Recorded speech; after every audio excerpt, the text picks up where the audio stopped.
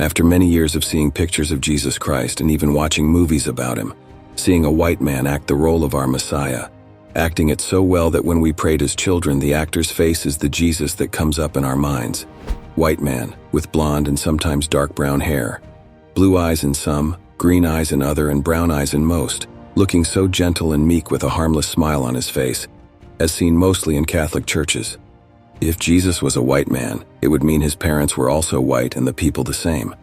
Growing up with this picture ingrained in our minds so much so that the moment we call his name, we can easily describe how he looks to us, only for Russia to present the fact that Jesus was a brown-skinned man.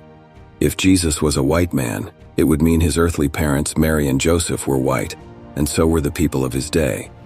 Throughout history, several claims about the appearance of Jesus have sprung up, however. As in other cases of the assignment of race to biblical individuals, these claims have been mostly based on cultural stereotypes, ethnocentrism, and societal trends rather than historical analysis. These claims are most times without ground proof, showing men who just want to claim superiority and social standing among other cultures or nations. Today's video is going to cause a little shaking in your bodily imagination of Jesus the Messiah, so be ready to reimagine Jesus again. Before we go into full detail, kindly like and subscribe to support this channel, boost the coverage of this video, and spread the truth across borders. With that being said, let's go on. What does the Bible say? The Bible does not say anything about the color of Jesus' skin. Jesus was a Jew, Israelite, and Hebrew. He was of Semitic descent. Jesus would have looked like a typical Middle Easterner, with dark hair and dark eyes. People from Israel, Jordan, Syria, Saudi Arabia, and Iraq are likely the best current examples of what Jesus would have looked like. Those who believe Jesus was black typically have two main arguments. The first is based on the description of Jesus in Revelation chapter 1 verses 14 to 16, particularly the reference to his feet being refined bronze. However, bronze is a medium dark brown color. More importantly, Revelation chapter 1 verses 14 to 16 is symbolic. It is a description of Jesus appearing in a glorious form in a vision. It is not a description of Jesus' human appearance.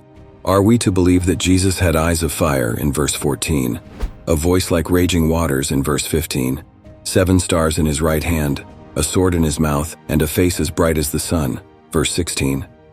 Of course not. The second argument is that since Joseph and Mary took Jesus to Egypt to hide him from Herod in Matthew chapter 2 verses 13 to 14, they must have looked similar to Egyptians. And since Egypt is in Africa, that means Egyptians are black. Therefore, Joseph, Mary, and Jesus were black. This is mainly a hypothesis. There is no scriptural proof or any ancient documentation about this. Joseph and Mary did not need to be able to blend in Egypt. They simply needed to be outside of the territory Herod controlled. Herod would have no authority to order the slaughter of children in Egypt, even if he somehow discovered that Jesus was in Egypt. Yes, Egypt is in Africa, and so Egyptians are Africans. But Egyptians are not black. Ethnically, Egyptians were and still are Middle Eastern, with similar skin tones to the people of Israel. All these arguments and discourse about the physical appearance of Jesus have sprung up during the course of time in religiosity. But what the Russians revealed will shock you, but it would be me rushing to the conclusion if I don't present all the facts to you first, so stay tuned to learn about the true skin tone of our Messiah, Jesus Christ. As we are all conversant with the appearance of Jesus in all churches, he is seen as white, and his appearance leans more towards the European end, having physical properties like that of an average European man, blue or brown eyes, blonde hair, pinkish lips, white skin tone. This appearance has its origin, and you'll be shocked to hear about it. The all-time most reproduced image of Jesus comes from another period. It is Warner Sallman's light-eyed, light-haired head of Christ from 1940. Sallman, a former commercial artist who created art for advertising campaigns, successfully marketed this picture worldwide. Through Sallman's partnerships with 2 Christian publishing companies, one Protestant and one Catholic, the head of Christ came to be included on everything from prayer cards to stained glass, faux oil paintings, calendars, hymnals, and nightlights. Sallman's painting culminates in a long tradition of white Europeans creating and disseminating pictures of Christ made in their image. In Europe, however, the image of a light-skinned European Christ began to influence other parts of the world through European trade and colonization. But Jesus' light skin and blue eyes suggest that he is not Middle Eastern but European-born. The faux Hebrew script embroidered on Mary's cuffs and hemline has a complicated relationship to the Judaism of the Holy Family. In Mantegna's Italy, anti-Semitic myths were already prevalent among the majority Christian population, With Jewish people often segregated to their quarters of major cities, artists tried to distance Jesus and his parents from their Jewishness. Even seemingly small attributes like pierced ears, earrings, were associated with Jewish women. Their removal with a conversion to Christianity could represent a transition toward the Christianity represented by Jesus. Much later, anti-Semitic forces in Europe, including the Nazis, would attempt to divorce Jesus totally from his Judaism in favor of an Aryan stereotype. As Europeans colonized increasingly farther-flung lands, they brought a European Jesus with them. Jesuit missionaries established painting schools that taught new converts Christian art in a European model. A small altarpiece made in the school of Giovanni Niccolò, the Italian Jesuit who founded the Seminary of Painters in Kumamoto, Japan, around 1590, combines a traditional Japanese gilt and mother-of-pearl shrine with a painting of a distinctly white European Madonna and Child. Centuries after European colonization of the Americas, the image of a white Christ associated him with the logic of empire and could be used to justify the oppression of Native and African Americans. In a multiracial but unequal America, there was a disproportionate representation of a white Jesus in the media.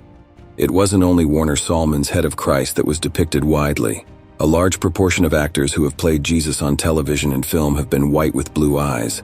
Pictures of Jesus historically have served many purposes, from symbolically presenting his power to depicting his actual likeness. But representation matters, and viewers need to understand the complicated history of the images of Christ they consume. This was how the white picture of Jesus came about to become the most used image of Jesus, supporting the Western image of Jesus. It is also said that these Western or European pictures of Jesus, his mother, and every other person in Jesus' day were whitewashed, or rather fabricated, to show Jesus and the people of his day as present European people. But recently, Russia opened its vaults of centuries, revealing untampered images of Jesus from the 14th and 15th centuries. What was discovered is brain twitching. In these vaults, we see a black Jesus, a black Mary, and black people.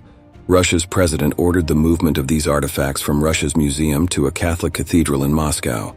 These paintings that were once hidden in vaults, away from human eyes for centuries, are now freely accessible to the public, thus giving us a new perception of how Jesus really looked in the flesh, how his mother, the apostles, and even the people looked during his time. The pictures that were seen from the Russian vaults are similar, if not very identical, to the ones seen in well-known churches, gatherings, and even well-known cathedrals worldwide. The paintings revealed from the Russian vaults could be easily said to look like the ones seen in other parts of the world, except for one difference, which is the pictures of Jesus, his mother Mary, the apostles, and other people in the picture were black, dark-skinned. This caused a lot of question in the mind of people, but the main questions is, was the Western or Europeans' picture of Jesus fabricated or tampered with? Or was the picture from the Russian vaults inaccurate? All these will be answered here, and the truth will spring up. The pictures found in the Russian vaults date back to the 12th century and even before that, and during this time the pictures couldn't be fabricated because the Russians were under direct rulership of the Byzantine Empire, meaning any slight difference in religious paintings would have been easily spotted.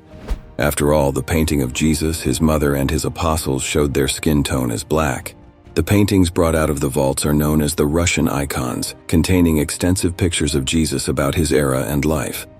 In these collections of pictures known as the icons, not only Jesus, his mom, and his disciples were depicted as black, but angels and countrymen were also depicted with the same skin complexion. The icon contained images such as the Holy Trinity that visited Abraham. They were depicted as black.